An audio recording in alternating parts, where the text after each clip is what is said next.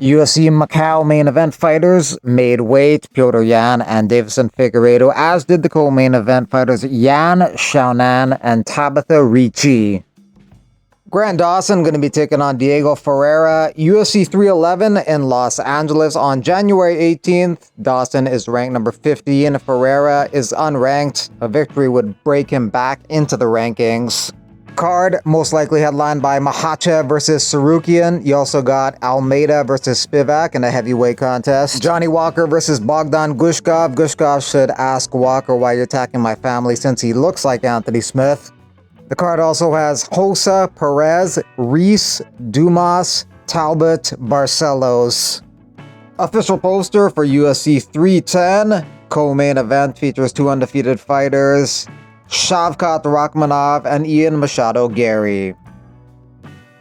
Nazim Sadikov versus Ismail Bonfim on February 15th. Sadikov says this is not a comeback, this is a title run. He's undefeated in his last 10. Ismail's brother Gabriel Bonfim has also been added to that February 15th card. Gabriel Bonfim will take on Renat Fakhretdinov. John Gooden, Laura Sanko, and Michael Bisping will be the commentators Saturday in Macau. Prelims begin at 3 a.m. Eastern Time. A lot of the prelims are road to UFC final fights. Bukaw likely fighting in Karate Combat next year. Former UFC fighter TJ Brown fighting in Real Deal Championship 17 on January 18th. MMA drama series The Cage had 8.7 million views on Netflix this week. Jon Jones appears on that show. Cyril Gahn appears on that show, as well as George St. Pierre. Sergey Spivak taking on Jailton Almeida January 18th at UFC 311. Sergey's getting some work in with Francis Ngannou. Just finished training out here in Polar Bear. The future champion. The future champion is here. Work in progress.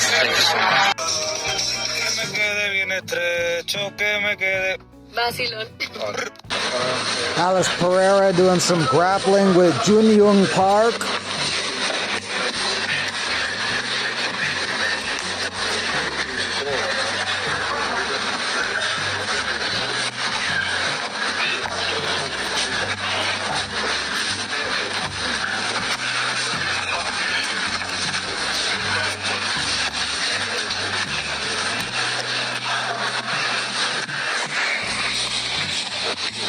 Taylor versus Serrano drew 74 million live viewers, the most watched women's sporting event in US history.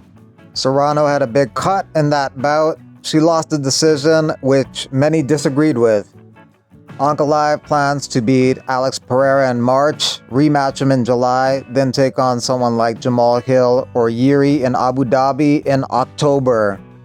Former UFC fighters Mahmoud Muradov and Stormin Norman Park competing in Fame in Poland on December 7th. Surprisingly, headbutts are allowed in this fight, so that's going to be quite interesting.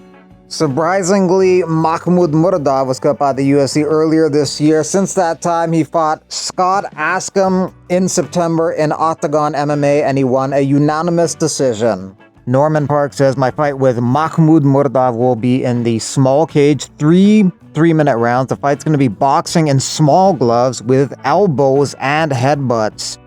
He has 17 knockouts on his record, so interesting rule sets for an interesting fight between two former UFC fighters in Poland. Volkanovski says there hasn't been any talks of him fighting Diego Lopez. He's adamant he's only going to be fighting for a title, either an interim title or the official title against Ilya Topuria. Paige Van Zandt and Karolina Kowalkiewicz doing a photo shoot together.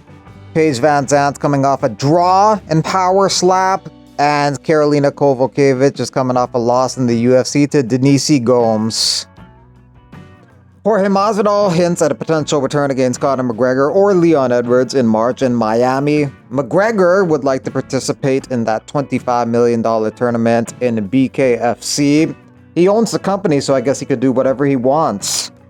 Zach Scroggin, no longer in the UFC roster. He took a short notice fight against Zaleski dos Santos and got knocked out in the first round. His whole UFC career lasted 75 seconds.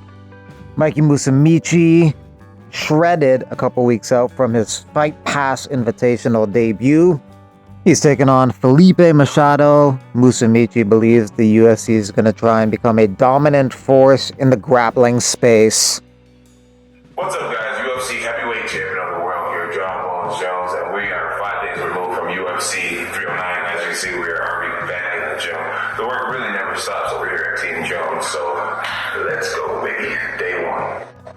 Rampage and Rashad want to box each other early next year. I guess some people are making fun of that. So Rampage says y'all need to stop hating and let two fighters do what they love to do. I plan on making this fight very entertaining. I've always wanted to do a boxing match. Yes, I wish it came years ago. But only non-fighters talk shit like this on real fighters. Have more respect for people who put their health at risk to entertain you. They main evented UFC 114 in 2010. Rashad won a unanimous decision. Chuck Zito wants to fight Jake Paul on his 72nd birthday. 72 might be a little young for Jake, but he may take the fight. Luque not fighting Diaz, he's fighting Garimbo. He said he felt sad watching that video of Nick Diaz. Told MMA Fighting, it's very sad seeing him in that stage because I don't want that for anyone, much less a man that has inspired so many. Garimbo literally dreamed about this fight a few days before it came to fruition for him. I had a dream, I had an all-out war with Vicente Luque, and I won it with flying colors. I prefer dominating my opponents, though. Even woke up with a sore neck. He's coming off a win over Nico Price. Luque is coming off a loss to Joaquin Buckley. Garimbo's looking to get into the rankings if he can beat number 14 ranked Luque. Ian Gary backing Joaquin Buckley against Colby Covington because Colby Covington didn't want to fight him on that card December 14th. Gary's wife also backing Buckley.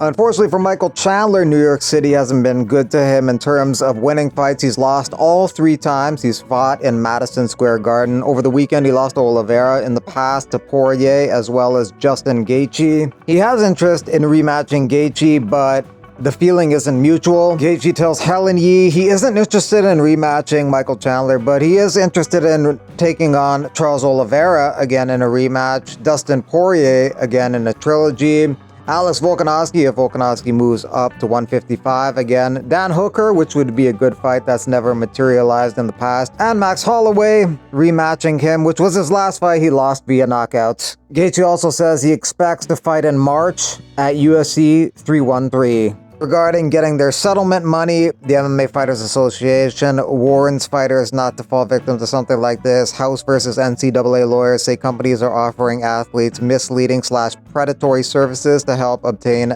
damages. The settlement amount for UFC fighters was $375 million minus a lot of lawyer fees.